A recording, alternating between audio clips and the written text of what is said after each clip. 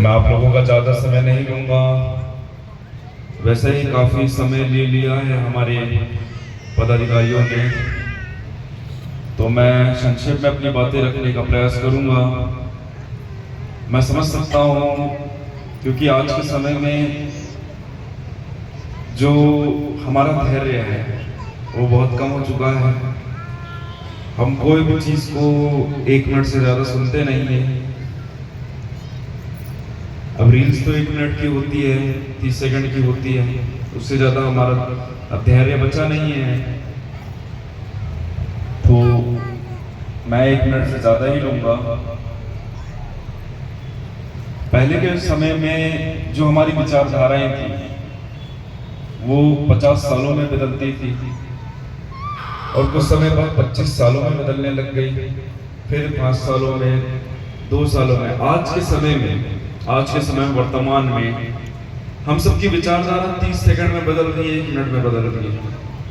क्योंकि रील्स जो होती है 1 मिनट की होती है, 30 सेकंड की होती है, तो उसमें हमको देखा जाए तो कोई रील देख रहे, चलो कोई ऐसा रील आ गया मनोरंजन वाला तो हम खुश हो जाते हैं, फिर हम स्क्रॉल किए तो कोई दुखद वाला आ गया तो हम दुखी हो जाते हैं, कोई एकदम मोटिवेशनल आ गया तो एकदम मोटिवेट हो जाते हैं, फिर कोई हंसी मजाक वाला तो हंसी मजाक में आ जाता है। तो हर 30-30 सेकंड में 1 मिनट में हमारी जो विचारधारा है, हमारी मानसिकता है वो बदलती रहती है। और परसों की बात बता रहा हूँ मैं इंस्टीट्यूट में गया था। जो इंस्टीट्यूट के जो बच्चे थे मैं उनसे बातचीत किया तो मुझे एक जन ने कहा कि मैं काफ़ी समय से तैयारी कर रहा हूँ, लेकिन मैं जो पढ़ता हूँ मैं उसमें ध्यान नहीं रहता, मैं भूल जाता हूँ या ज़्यादा देर मैं उसमें ध्यान नहीं लगा पाता हूँ। और वो उसका कारण क्या है मैं आपको बताऊँ। एक तो हमारा आधा से ज़्यादा ध्यान तो मोबाइल में रहता है कि कोई फट से नोटिफिकेशन आया तो फट से देखो भाई क्या मैसेज आया है, क्या इंस्टाग्राम पर कोई नया पोस्ट आया है, नया किसी ने स्टोरी लगाई है, क्या रील आया है, इसमें हमारा जाता है ध्यान। और स्नैपचैट में जाता है हमारा ध्यान, चाय पी रहे तो स्नैप भेज रहे हैं, फोटो खींच रहे हैं, तो हमारा ध्यान इसमें रहेगा तो हमारा पढ़ाई में क्या ध्यान जाएगा, कहाँ से ध्यान जाएगा। अब कोई चीज हमें करनी है तो किसी चीज को हमको छोड़ना होगा। If you have to learn something, they have to unlearn something. If you have to learn everything, they have to unlearn everything. कुछ हमें सीखना है तो हमें कुछ भूलना होगा। अगर हमको पूरा ही सीखना है तो हमको जो पहले का है उनको पूरा भूलना होगा।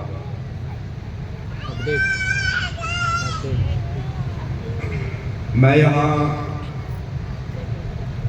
कबीर पंथ की बात करने नहीं आया हूँ,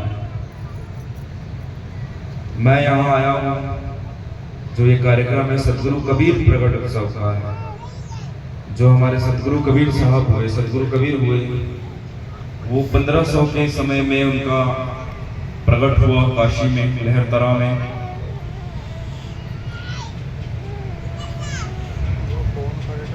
हमको उनके जीवन से ये सीखना चाहिए।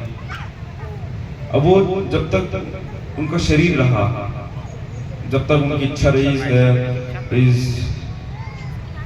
जगत में रहने की,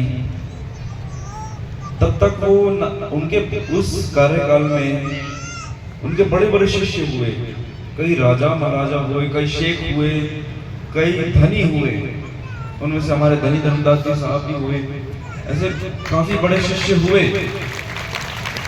लेकिन हमारे सदगुरु कबीर चाहते तो अपना जीवन इनके महलों में, इनके बड़े घरों में, बंगलों में भी बिता सकते थे, लेकिन उन्होंने अपना जीवन कभी इनके महलों में, बंगलों में नहीं बिताया, कभी नहीं बिताया। आज के समय में हम देखते हैं तो संतों को देखते हैं, वो कई करोड़ों की लागत से बनवाते हैं, बड़ा बड़ा मठ मंदिर बनवाते हैं, उसमें अपना फिर जीवन व्यतीत करते हैं। लेकिन हमारे सदगुरु कबीर इसके पूरे विरोध में थे। या कोई लोग होते हैं जो गली गली गांव गांव घूम के भिक्षा मांगते हैं, भिक्षांदेही जीवन चलाने के लिए,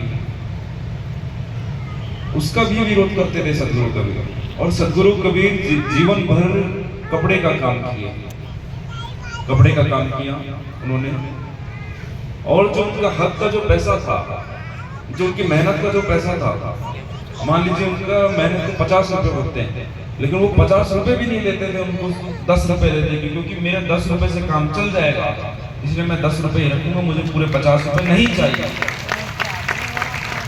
क्यों? हमारे सदगुरु कबीर हमें ये सिखाते हैं, साईं इतना दीजिए जामे कुलुम समाए, मैं भी भूखा ना रहूं साधु ना भूखा जाए। सदगुरु कबीर की ये विचारधारा थी कि भाई मुझे इतना ही दो कि ना मैं भूखा ना रहूं, मेरा परिवार भूखा ना रहे, और कोई साधु संत आता है या फिर कोई जरूरतमंद व्यक्ति आता है, कोई भूखा व्यक्ति आता है, वो भूखा ना रहे, बस मुझे इतना दो। लेकिन आज के समय में लोगों के पास इतना ज्यादा पैसा है कि आधा देश उनके पैसों से खा सकता है रोज का खाना, आधा देश। कई लोगों के पास तो इतना पैसा है कि पूरा देश खा सकता है खाना।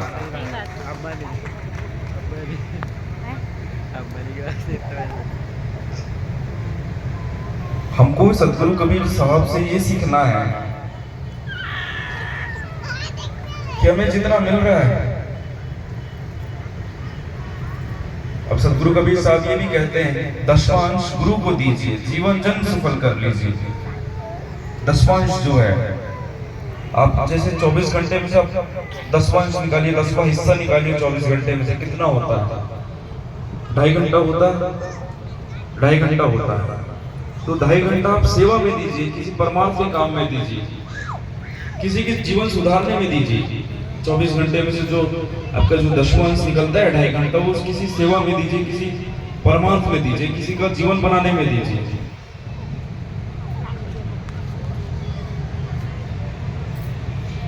और आज के समय में जो इतना ज्यादा चमत्कार में नमस्कार हो रहा है, मैं उसके बाद बताना चाहूंगा।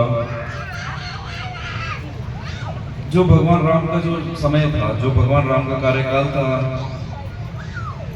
तो जो उनका जो युद्ध चल रहा होता है, रावण से जो युद्ध चल रहा होता है, उसमें उनके भाई लक्ष्मण जी घायल होते हैं और उनको कहते हैं कि सुबह तक इनके लिए बूटी नहीं लाई तो इनका शरीर छूट जाएगा।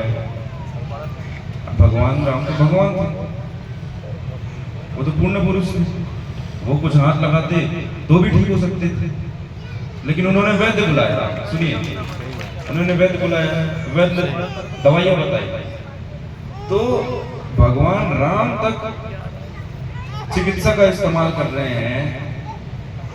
तो कौन कह रहा है आज के समय में कि भाई मैं हाथ रख देता हूँ तुम ठीक हो जाओगे, मैं पानी छिड़क देता हूँ तो तुम ठीक हो जाओगे? कौन कह रहा है? ढोंगी लोगों के पीछे आप जा रहे हैं और इसको कहते हैं चमत्कार, चमत्कार बाबा जी का। ऐसा नहीं होता।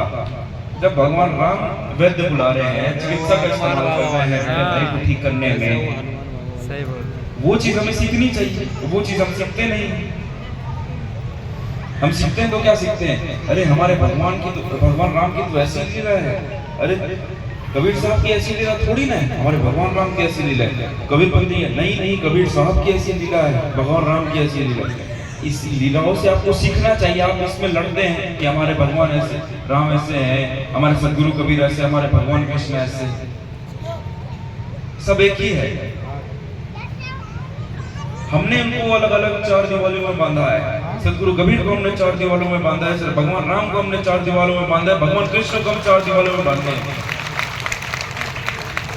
गुरु नानक को हमने 4 दीवारों में बांधा है। लड़ाई क्यों है नाम की? किसके वजह से है नाम की लड़ाई? हम लोगों के वजह से है। हम जितने भक्त हैं उनके वजह से। हम इनको 4 दीवारों से मुक्त कर दे तो क्या किस चीज की लड़ाई होगी? किस धर्म की लड़ाई होगी? कोई लड़ाई नहीं होगी। अनभक्त क्यों बनते हैं? जाके जो सही है उसको आप पालन करिए। सदगुरु कबीर भी कहते थे, अपनी बातें रखने के लिए बात कहते थे। सदगुरु कबीर कहे, कबीर सुनो भाई साधु, अमृत वचन हमार, जो भला चाहो अपना परखो करो विचार। सदगुरु कबीर निष्पक्ष बात करते थे, किसी के पक्ष में बात नहीं करते थे, ना हिंदू के पक्ष में बात करते थे, ना मुसलमान के पक्ष में बात करते थे, ना कोई छोटी जाति के पक्ष में बात करते थे, ना ऊंची जाति के पक्ष में बात करते थे। कभी नहीं किया उन्होंने। वो निष्पक्ष बात करते थे और वो कहते थे कि मेरी बात जो मैंने कही उसको एक बार आप परखो, उसको एक बार जानो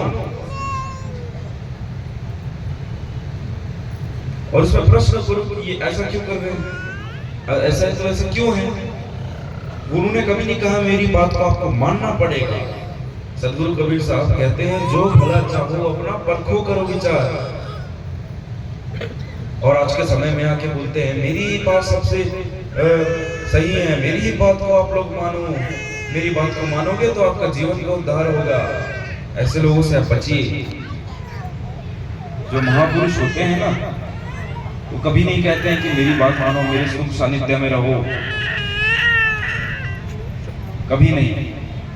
खुद कहते हैं कि मेरी बातों को पहले आप जानो उसके बाद मानो। और जो हमारा केडीवी मिशन हमने लेके आपके बीच आए हैं उसको भी आप पहले जानो तभी मानो। और जो पत्रिका हमने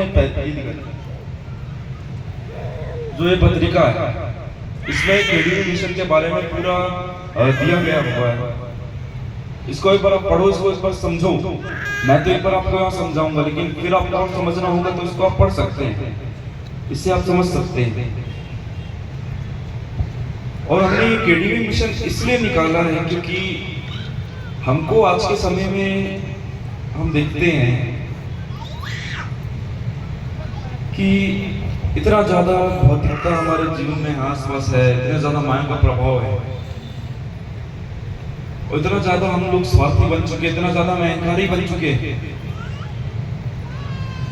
तो उन सारी चीजों से मुक्त हो सके उसके लिए हमने केडीवी मिशन आपके बीच लाए हैं।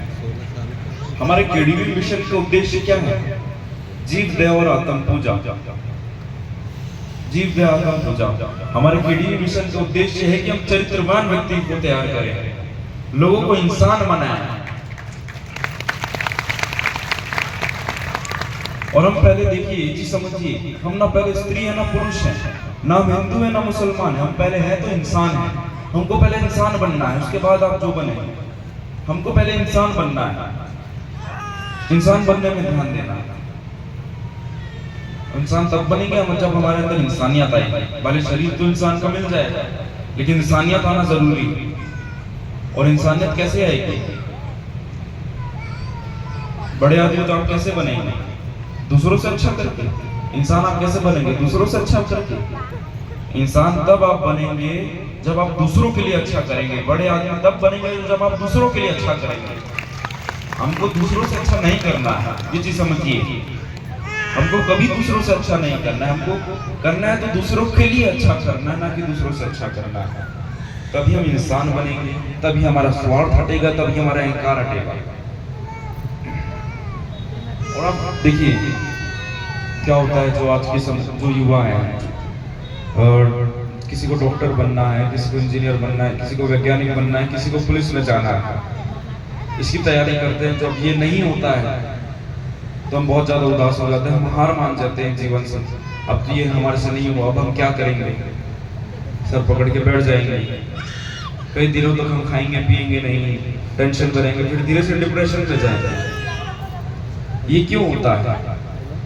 ये इसलिए होता है जब हम रास्तों को अपना लक्ष्य मान लेते हैं। ये इसलिए होता है, जो रास्ता है हमारा उसको हम लक्ष्य मान रहे हैं। डॉक्टर बनना हमारा रास्ता है, पुलिस बनना हमारा रास्ता है, वैज्ञानिक बनना हमारा रास्ता है, नेता बनना हमारा रास्ता है। लक्ष्य क्या है? सेवा। क्योंकि आप डॉक्टर बनते हैं, डॉक्टर बनकर आप लोगों का इलाज करेंगे, पशु पक्षियों का इलाज करेंगे, आपकी वजह से उसको नया जीवन मिलेगा, वो एक सेवा होगी। आप पुलिस वाला बनेंगे, जो क्राइम हो रहे हैं उसको आप कम करेंगे, किसी और लोगों की सुरक्षा करेंगे, सुरक्षा देंगे, वो भी एक सेवा होगी। आप वैज्ञानिक बनेंगे, साइंटिस्ट बनेंगे, नए नए आप आविष्कार करेंगे। आविष्कार किसके लिए करेंगे?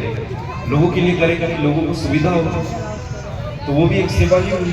नेता बनेंगे आप, नेता क्यों बनेंगे? लोगों के लिए बनेंगे कि हमारा क्षेत्र के बनेंगे, हम अपने क्षेत्र का विकास करें, लोगों का हम जॉब दिलाएं, कराएं। वो भी एक तरीके की सेवा हुई।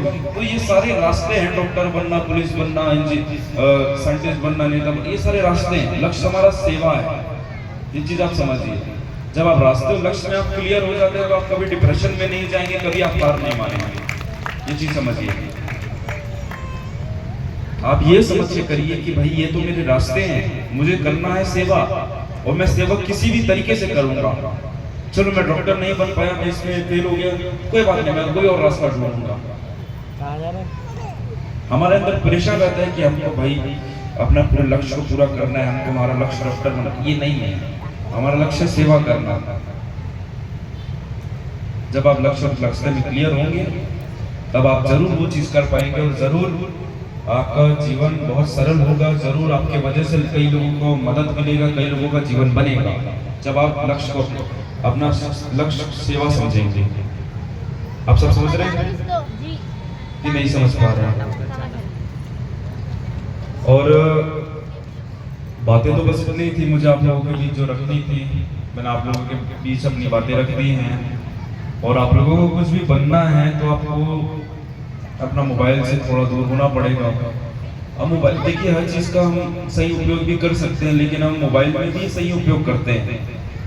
मोबाइल से हम पढ़ाई भी करते हैं, मोबाइल से हमें गूगल से कई सारी जानकारी भी मिलती है। किसी भी चीज़ का हम सही उपयोग करें तो वो बहुत सही है, बहुत ठीक है। लेकिन हम आज के समय में ऐसा होता है, मैं कई लोगों को देखता हूँ कि हम भाई मोबाइल खोलते हैं, हमको कहीं कुछ सर्च करना है, गूगल में कुछ इन्फॉर्मेशन लेनी है, तो गूगल से पहले गलती से इंस्टाग्राम खोल देते, और फिर उसमें ध्यान चले जाता है, ये तो वो नया पोस्ट आया। इतना ज़्यादा हम एडिक्ट हो जाते हैं। चलाओ, कोई मना ही नहीं है, आप जरूर चलाओ, कोई मैं रोक टोक भी नहीं करूँगा। मैं कौन होता हूँ रोक टोक करने वाला? आपकी मर्जी, आपका जीवन है, आप चलाओ। लेकिन इसको ज़्यादा अपने जीवन में इतना प्रबल मत होने दो कि जो आप करना चाहते हो वो भी आप ना कर पाओ। बस इतना आप ध्यान रखो। तो बातें मेरी बस इतनी थी, और मैं अपने जितने युवा हैं मैं उनको कहूँगा एक बार ये मैगजीन ज़रूर पढ़िए, और आपके काम आएगी, और आप अच्छी तरीके से समझ पाएंगे कि डिवोशन क्या है। और सदगुरु कबीर कहते हैं, आप सब मेरे साथ उसको बोलिएगा, सेवा अपना धर्म है, सेवा अपना धर्म है, सेवा ही आधार, सेवा ही आधार, सदगुरु का उपदेश, सदगुरु का उपदेश है, कर लो बेड़ा पार, कर लो बेड़ा पार। सेवा अपना धर्म है, सेवा ही आधार है। हमारे सदगुरु हमें यही उपदेश दे रहे हैं, हमारे परमात्मा यही उपदेश दे रहे हैं कि सेवा ही अपना धर्म है, सेवा ही आधार है हमारा। हम अगर जाते हैं मंदिर में, जाते हैं पूजा करने जाते हैं, आरती करते हैं, अगरबत्ती जलाते हैं, फल चढ़ाते हैं, 56 भोग चढ़ाते हैं, कपड़े चढ़ाते हैं, जो भी करते हैं, उससे परमात्मा की भक्ति नहीं होती, उससे परमात्मा प्रसन्न नहीं होते, उससे हमारा बेड़ा पार नहीं होता। ये तो आचरण है, ये तो दिखाने की चीज हो गई। अब भीतर से क्या है, आपका चरित्र कैसा है, आप नेक है कि नहीं है, इस पर निर्भर करता है। अगर आपका चरित्र साफ होगा, आप पवित्र होंगे। अब अगर आप वैश्य के घर भी जाएंगे ना, आपके पवित्रता से वैश्य का घर भी मंगल हो जाएगा, वैश्य का घर भी पवित्र हो जाएगा। और अगर आपका चरित्र साफ नहीं है, आप नेक नहीं है, तो आप कहीं भी जाएं, मंदिर भी जाएं, कभी कुछ नहीं होने वाला। इस चीज का आप ध्यान रखें। सुधारना है तो अपना चरित्र सुधारो, बनना है तो नेक बनो, और बनना है तो इंसान बनो, इंसान बनो। बस इतना ही कह के मैं आपसे आज्ञा चाहूँगा। आप सभी ने मेरी बातें बहुत ध्यानपूर्वक सुनी है, मैं आप सभी का बहुत आभारी हूँ, और आप सभी का बहुत बहुत धन्यवाद। आप सभी ने इतना स्वागत सत्कार किया, शोभा यात्रा निकाली, मैं आप सभी का बहुत आभारी हूँ। साहेब बंदगी साहेब, साहेब, साहेब। और आप सभी को बहुत बहुत बधाई। आपने बहुत अच्छी मेहनत करी, आप लोगों ने इतने अच्छे मार्क्स लाए हैं। तो मैंने जो आपकी बातें कही रास्ते लक्ष्य वाली, इसको आप ध्यान रखिएगा। और जैसे आप कहीं के भी जैसे रहने वाले, आपका जो भी जन्म स्थान है, या कोई गांव है, या फिर आप यहीं के हैं, अगर आप बड़े हो के कुछ आप बड़ा करते हैं, आप कहीं और बाहर जाते हैं, तो कभी आप लोग अपने स्थान को मत भूलिएगा, जहाँ पैदा हुए, जहाँ आपका पूरा जीवन बीता है, आपका बचपन बीता, उसको आप कभी मत भूलिए। और इस पर ध्यान दीजिए कि जहाँ मैं पैदा हुआ, उस जन्म स्थान को मैं कैसे डेवलप कर सकूँ, उसका मैं कैसे विकास कर सकूँ। और जैसे उस स्थान में आसपास जो बच्चे हैं जो पढ़ नहीं पाते हैं, जिनको अच्छा इलाज नहीं मिल पाता, उनके लिए मैं क्या कर सकूं, इस पर भी आप ध्यान दीजिएगा और कभी अपना जन्म स्थान मत भूलिएगा। बस इतना ही कह के मैं आप बोलूंगा। बहुत बहुत बधाई आप सभी को। हम चाहते हैं कि बच्चों के एक बार नाम बोल दिए जाए।